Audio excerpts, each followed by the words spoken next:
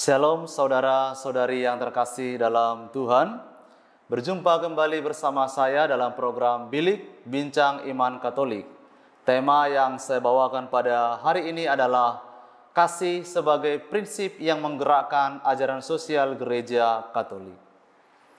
Sejak awal mula, ajaran sosial Gereja Katolik bergerak atas prinsip kasih yang mengedepankan penghormatan yang tinggi pada martabat manusia. Gagasan-gagasan cemerlang yang kita temukan dalam dokumen-dokumen ajaran sosial Gereja Katolik merupakan penjabaran dari semangat kasih Kristus itu sendiri.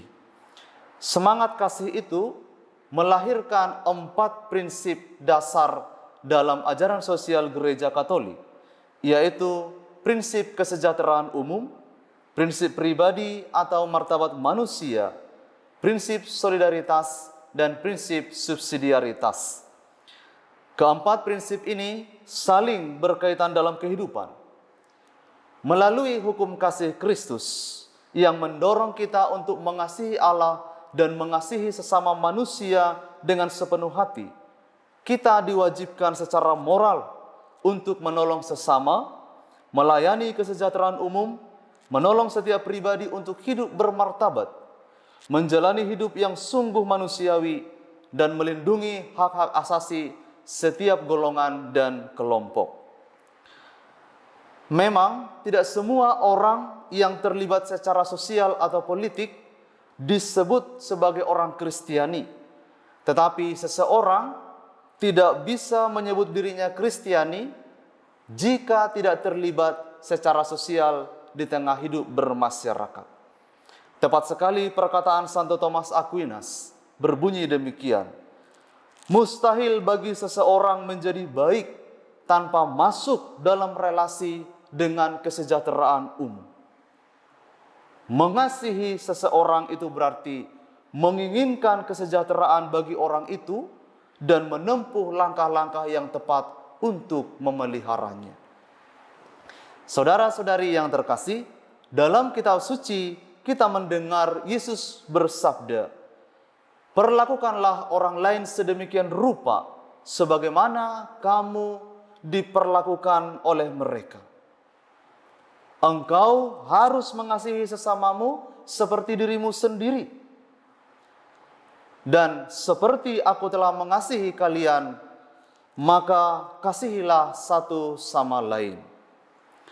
Dalam terang ajaran sosial gereja, setiap orang memiliki makna hidup sebagai pribadi yang dikasihi oleh Tuhan. Perlakuan yang adil dan benar pada sesama terjadi ketika hati kita didasari oleh kasih Kristus pada sesama. Maka kasih merupakan permulaan peradaban. Permulaan peradaban kasih, di mana setiap orang dapat berkontribusi untuk membangun kesejahteraan bersama. Dengan kata lain, tujuan ajaran sosial gereja adalah untuk menciptakan peradaban kasih yang memungkinkan semua orang mengalami hidup yang lebih baik, tempat yang lebih aman, damai, dan nyaman bagi semua orang di tengah masyarakat. Saudara-saudari yang terkasih, Santa Teresa Kalkuta menasihati kita, kasihilah orang miskin dan jangan berpaling dari mereka. Sebab jika kalian berpaling, maka kalian berpaling dari Kristus. Kristus telah menjadikan dirinya orang lapar, orang miskin, dan orang yang telanjang. Supaya apa? Supaya kita bersama punya kesempatan untuk mencintai Kristus dalam diri mereka.